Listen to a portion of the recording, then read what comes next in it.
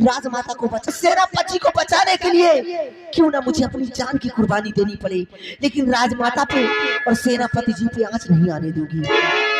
स्वामी जी, वफादारी के नाम पे, अरे वफादारी के नाम पे 4 चांद मैं लगाऊंगी और तुमने की गद्दारी वफादारी करके रखा।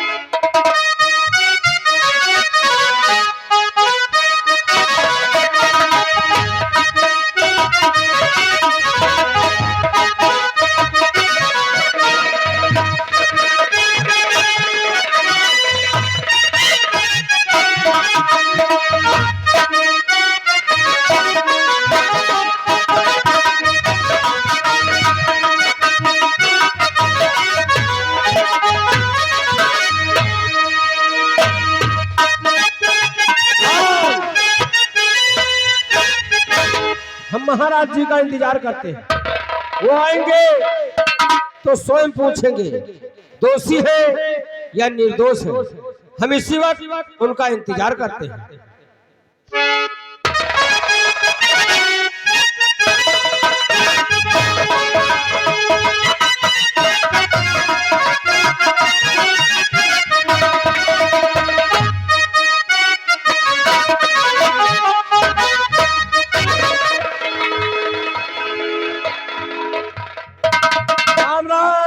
राम राम बे, राम राम राम राम बे।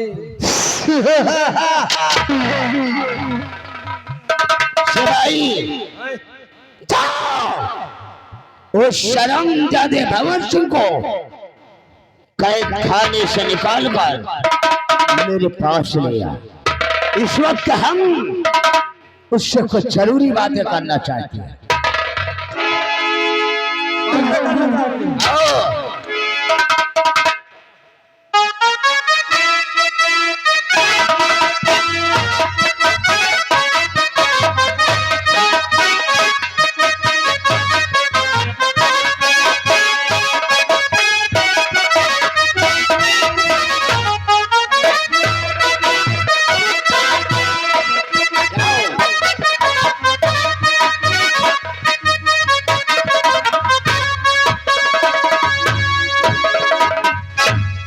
सेनापति भवन सिंह, इस वक्त तुम्हारी दशा को देखकर हमरा के बहुत तरस आ रहा है। आखिर क्या मिला तेरे को इस वफादारी में? यही कि तू घुट घुट कर अपनी जिंदगी जेल की सलाखों के पीछे जी रहा है। ये तो वही अजनबी है जो उस दिन महाकाल धाम में मेरे और राजमाता के खिलाफ सम्राट के समक्ष गवाही दी है। क्या कर रहा है?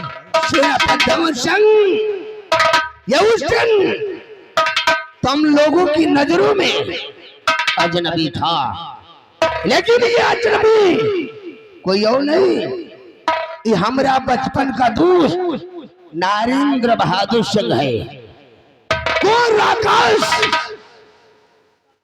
कब पता जानने के लिए और तुम दोनों को महाराज की नजरों में गिराने के लिए हमने एक चक्रव्यूह रचा था, जिसमें कि अपने दोस्त नरेंद्र बहादुर का सहारा लिया था और तुम दोनों को पार पाना मुश्किल हो गया।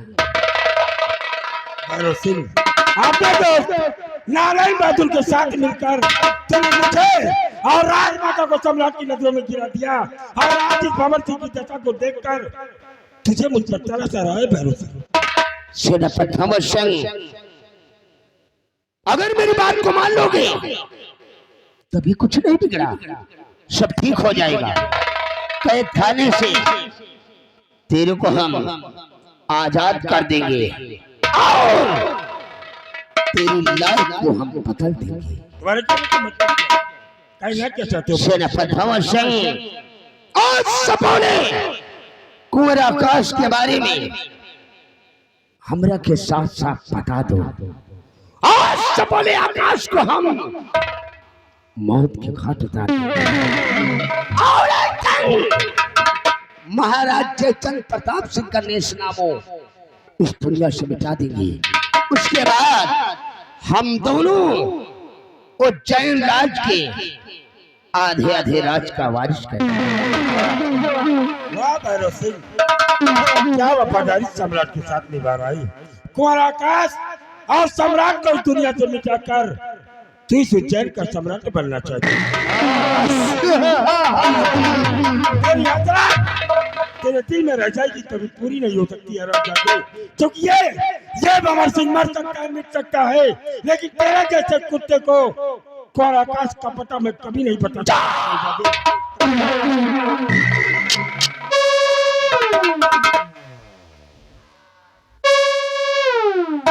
हरामजादे, काहे को अपनी तबाही का दिन देखना चाहता है। सिर्फ अरे फौजी, शायद तेरे को नहीं मालूम कि चुटकी भर मिट्टी मिलती है, चुटकी भर मिट्टी मिलती है कानून के रखवालों को, लेकिन माल खाने को मिलता है हम जैसे करते। चुटकी भर मिट्टी में, चुटकी भर मिट्टी में सुकून मिलता है हम जैसे देश के वफादारों को, और कुत्ते की मौत मिलती है साले तुम जैसे।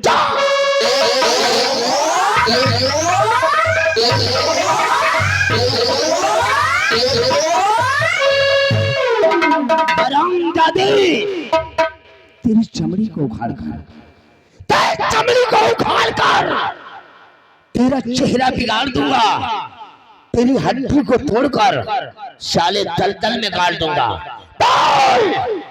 वो सपोला आकाश कहाँ पर है?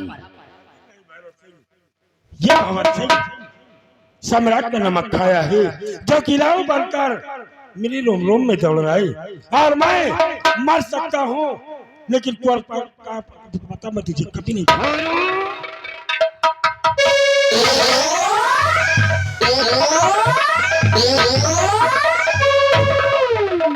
हरामजादे, तुम्हारे जैसे कितनों के, तुम्हारे जैसे कितनों के हमने बुने हैं तकदीर के धागे, अच्छे अच्छे झुकते हैं ठाकुर भैरव सिंह के आगे। तू क्या चीज है रे?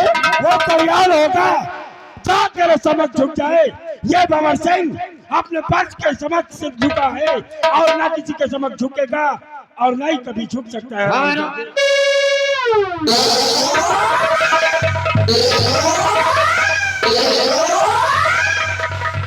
हरामजादे, अगर तू साला उस सपोले आकाश के बारे में नहीं बताएगा तो याद रख, तेरी पत्नी शकुंतला और तेरी बेटी चांदनी को हम इस रियासत उज्जैन की धरती पर सुकून की जिंदगी नहीं जीने देंगे। भैरव सिंह, अगर तूने मेरी पत्नी शकुंतला और मेरी बेटी चांदनी को छूने का भी प्रयास किया तो साले दोनों को बोटी बोटी काट कर रख दूंगा।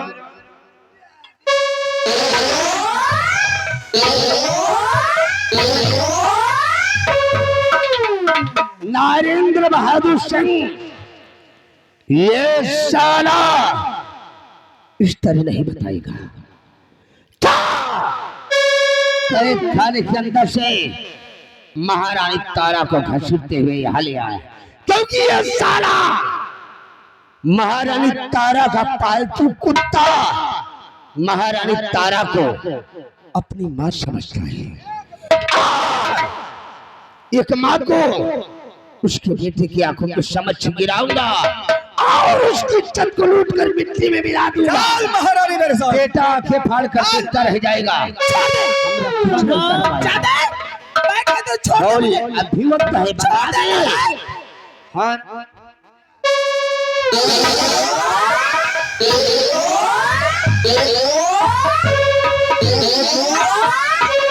आओ आओ महारानी तारा, आओ, तुम्हारा स्वागत है। बोल हरामजादे, बोल क्या कहना चाहता है? कहने की बात नहीं है, वो तो हरामजादा मैं हूँ। महारानी तारा और इस उज्जैन राज की धरती पर सुकून की जिंदगी जीना चाहती हो तो अपने कुंवर के बारे में हमरा के साथ साफ बता दो। हम तुम दोनों को बाइज्जत रिहा कर देंगे और उस सफोले आकाश को मौत के घाट उतार देंगे।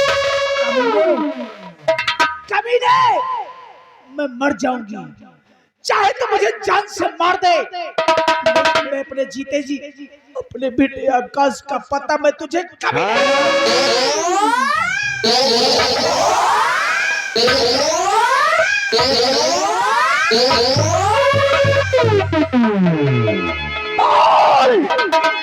वो सफोला आकाश कहाँ पर है, वरना तेरी चमड़िया को खुरच कर बाहर कर दूंगा।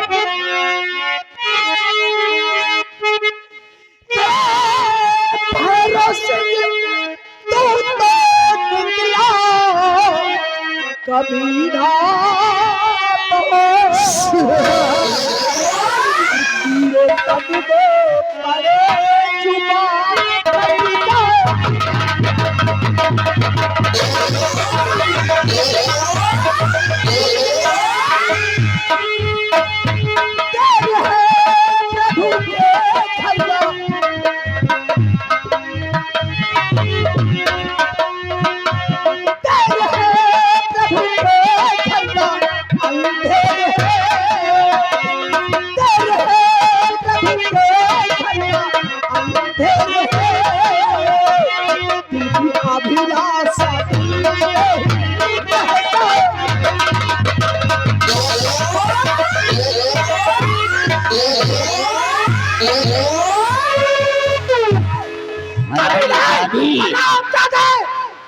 चाहे तो मुझे जान से मार दे, लेकिन मैंने कह दिया कि अपने बेटे आकाश का पता मैं तुझे कभी नहीं बताऊंगी। हरामजादी, इस धरती के अंदर जो साले कब्र के अंदर मुर्दे दफनाए गए हैं, इस ठाकुर भैरव सिंह उनको बोलने पर मजबूर कर देता है। तू साले क्या चीज है? तू अपने कुंवर के बारे में हमरा क्या नहीं बताएगी? तो ये जो तेरा पालतू कुत्ता है, ये तेरे को अपनी मां समझता है। आज एक बेटे की आंखों को समझ उसकी मां को गिराऊंगा और उसकी छत को लूट कर मिट्टी में मिला दूंगा। बेटा आंखें फाड़ कर देखता रह जाएगा, कुछ नहीं कर पाएगा। शराफत से राजमाता को यहाँ से जानी थी, अंजाम बहुत ही भयानक होगा। हरामजादी, आकर राजमाता के बदन को छूने का भी प्रयास किया तो भंवर सिंह को तेरी हथकड़ी सड़ी। हरामजादे, उस दिन तो महाराज की नजरों के सामने गिराया था तुम दोनों को। तेरी माँ को तेरी आंखों के सामने गिराऊंगा और इनकी इज्जत का ऐसा बैंड बजाऊंगा कि ना तुमने अपने जीवन में कभी उस बैंड की आवाज सुना होगा और ना ही देखा होगा। अभी वक्त है, बता दे, वरना नजारा देखने के लिए तेरे जैसा कुत्ता साला भौंकता ही रहेगा, कुछ कर नहीं। हरामजादे, मेरे को कुत्ता समझने की भूल मत कर। वो शहरी सर्प हूं कि मैं दस्ता नहीं निकल जाता। अब तू नजारा देखने के लिए तैयार हो जा, तेरी माँ की इज्जत का बैंड बजाने जा रहा हूं।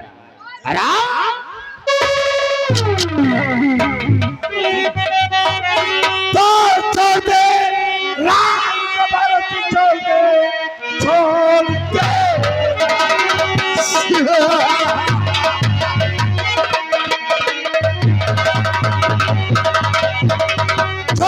रानी को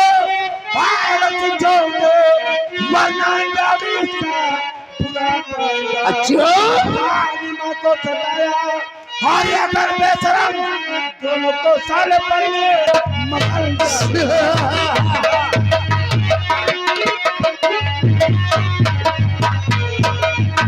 दीदार पर तुम एक कुत्ता सा है, दार पर तुम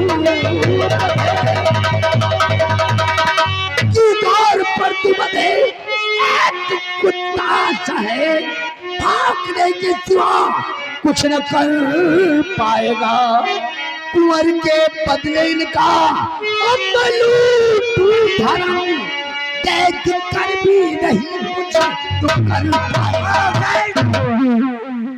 राजमाता के बदन को छीनने का प्रयास किया तो भंवर सिंह को हथकड़ी तेरी रोक नहीं सकती। और अगर ये भंवर सिंह इस हथकड़ी से आजाद हुआ तो पकड़ कर टंगड़िया साले फाड़ डाल। हरामजादे, तेरे को जितना चीखना है चीख ले, जितना तड़पना है तड़प ले।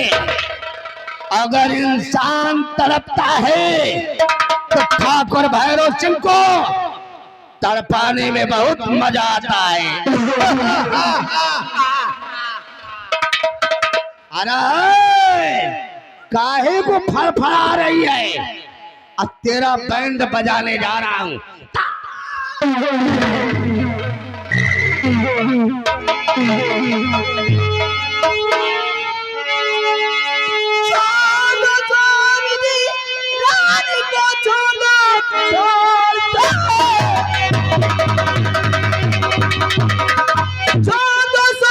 रानी को छोड़ो, वरना भारी गजब आज हो जाएगा।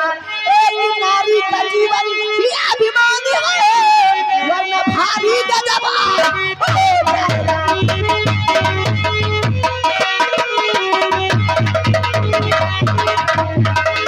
खबरदार, अगर रानी माँ की तरफ एक कदम भी बढ़ा तो इस रिवार वाले की निकली हुई गोली तुम दोनों के सीने के पार कर। अरे नहीं प्रिय नहीं।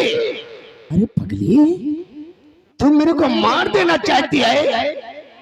अरे मैं तेरा पति हूँ, तू दुश्मनों के चक्कर में पड़कर अपने देवता जैसे पति को मार देना चाहती है। कैसे पति है आप? अरे मधु, तू कैसी औरत है रे? अरे तेरी कोख में जो हमारा बच्चा पल रहा है वो जब इस पृथ्वी पर जन्म लेगा और तुमसे पूछेगा कि मम्मी डैडी कहाँ है, तो क्या उससे यही बताओगी कि हमने तुम्हारी डैडी को मौत के घाट उतार दिया? अच्छा है कि औलाद तब तक ना जन्म ले जब तक इस तरह के बाप पृथ्वी पे जीवित रहे, क्योंकि औलाद भी जन्म लेने के बाद अगर इस तरह के बाप की सूरत देखेगी ना तो औलाद भी ऐसी निकल जाएगी। ये क्या कह रही हो प्रिय? मिथुन भैया आगे कानपुर से। अरे हिम्मत न छोड़ के हो, इनका साथ दूरी पे रहे। राजमाता सेनापति को लेके यहाँ से भाग जाइए। राजमाता ऐसा मत करो मधु, तुम मेरा जीवन बचाने के लिए अपनी जिंदगी को दांव पे लगा रही मधु। ये किसी का नहीं, ये सबको जान से मार देगा मधु। राजमाता, मैंने आपका नमक खाई, आपके साथ गद्दारी नहीं कर सकते। अरे ये तो कर सकते हैं गद्दारी, लेकिन मैं नहीं। तुम्हें मेरी कसम राजमाता, तुम्हें मेरी कसम, सेनापति को लेके यहाँ से भाग जाइए राजमाता।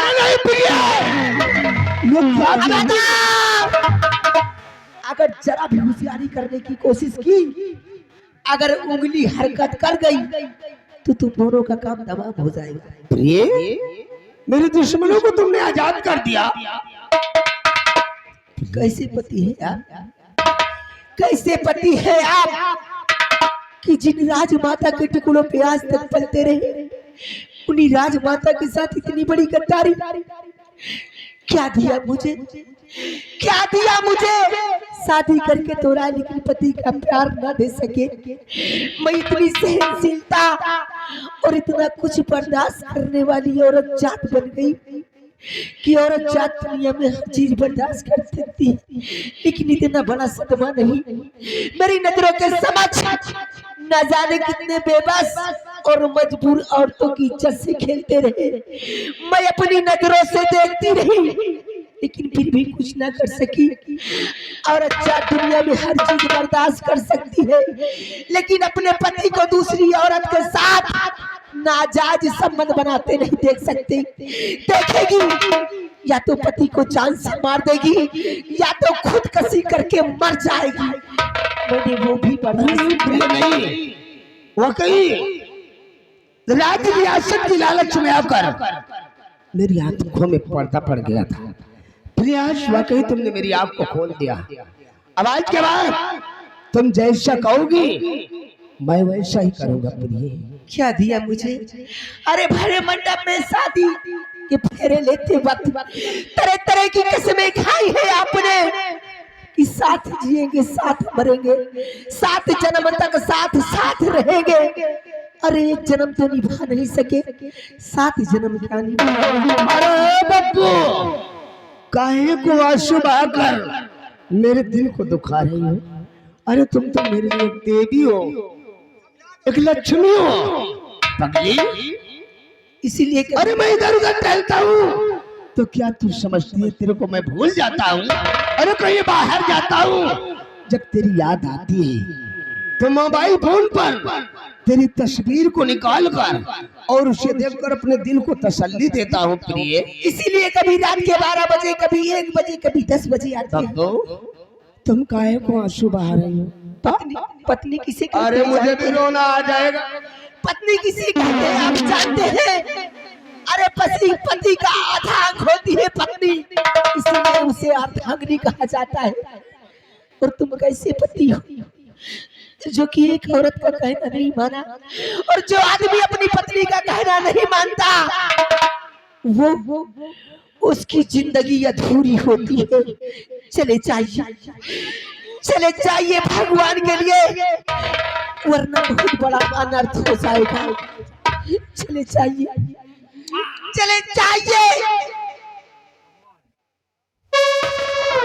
हरामजादी कुतिया, तू साली हमारी ही बिल्ली और हमरा सही म्याऊ। दिखा दी तूने अपनी औकात। हमने तेरे को उसी दिन बोल दिया था कि ना मैं तेरा पति और ना तू साली हमारी पत्नी। अपनी मनहूस सूरत लेकर मेरे बीच में लगाना, लेकिन तू हमरा कहना नहीं मानी और मेरे दुश्मन को आजाद करके आज तुमने अपनी मौत को दावत दे रखा है। मैं रानी माँ के साथ गद्दारी नहीं कर सकती थी, क्योंकि आज तक पत्नी होने के नाते मैंने आपको बहुत समझाई, लेकिन आप मेरा एक भी कहना नहीं माना। जिस पत्तल में खाए उसी में छेद भी करना चाहते थे। अरे रानी माँ के टुकड़ों पे आज तक पलते रहे और उन्हीं रानी माँ के साथ इतनी बड़ी गद्दारी कैसे पति है यार? तू साली मेरे को शराफत की किताब पढ़ाने आई है। तू शराफत की किताब पढ़ाकर मेरे को साधु महात्मा बनाना चाहती है क्या? हम गली गली में जाकर यूं अलेख निरंजन बोले? अरे है कुतिया, हम आजकल के ऐसे वैसे मर्दों में से नहीं है जो कि सुबह शाम ससुरे मोबाइल फोन पर अपनी मेहरिया से डटे रहते हैं, कोई चुपके लाकर गुटखा खिलाते हैं नहीं चाहिए और सुबह शाम अपनी मेहरिया के पैर के तलवे चाटते हैं। हम उनमें से नहीं है। मैंने कही ना जो पति पत्नी का कहना नहीं मानते।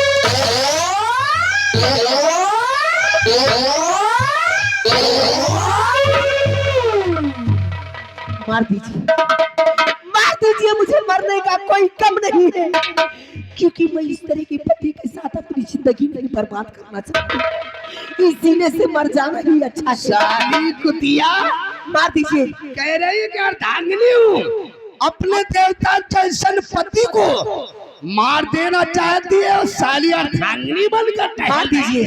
मरने का कोई गम नहीं है, लेकिन मेरी एक बात सुन लीजिए। मेरे मरने के बाद बहुत पछताएंगे और मुझ जैसी सहनशीलता और इतना कुछ बर्दाश्त करने वाली पत्नी फिर दोबारा नहीं पाएंगे। कुतिया, मुझे तो जैसी नालायक कुतिया पत्नी की जरूरत नहीं है। हरामजादी, तेरे साथ शादी के मंडप में तेरे लेते वक्त जो हमने कसमें खाई थी, उन सब कसमों को तोड़कर तेरे शादी के लाल जोड़े को तेरे लिए कफन में तब्दील कर दूं।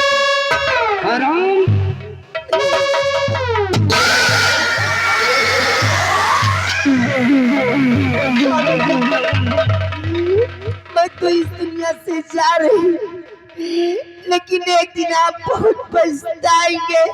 और सोचेंगे कि मेरी पत्नी मधु मुझे ठीक रास्ते पे लाना चाहती थी और मैंने उसका कहना नहीं माना। ऐसे जिंदगी आप मारे जाएंगे कि जरूर एक दिन मैं तुम्हें याद आऊंगी राजमाता। स्वामी जी वफादारी के नाम पे 4 चांद हमने लगाया है और तुमने की गद्दारी वफादारी करके हमने दिखाया।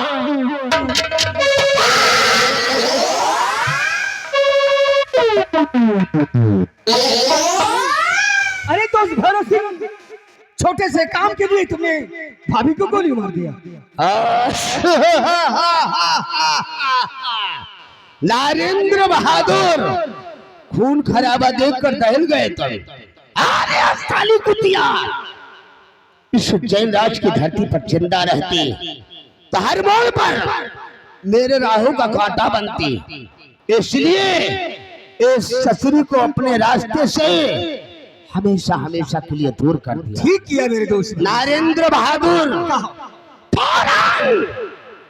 उन दोनों का पीछा करो। वो शाला भगत सिंह महारानी तारा को लेकर फरार हो गया है। फौरन पीछा करो, चारों तरफ से नाकाबंदी कर लो और चप्पा चप्पा छान मारो। चारों तरफ से गोलियों की बौछार होना चाहिए, क्योंकि मेरे को उन दोनों की लाश चाहिए। नरेंद्र बहादुर, चलता हूँ जमी पर, जमाना गिड़गिड़ाता है, लगता है नारा तो फलक आंसू बहाता है। मेरे भाई से कांपता पृथ्वी पवन आकाश है। इस जगत का जोधा मैं हूँ, मुझसे फटकर साला को।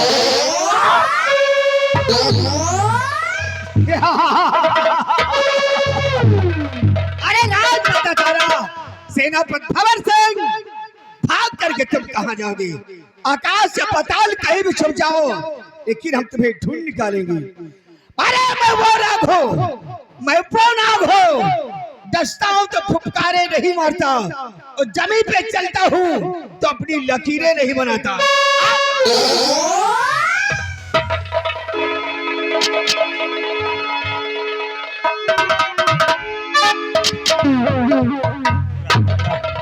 गोली की आवाज और मधु की चीख क्या में ऐसा लगता है कि भैरव सिंह ने अपनी पत्नी मधु को इस दुनिया से मिटा दिया है। हाँ सेनापति भंवर सिंह।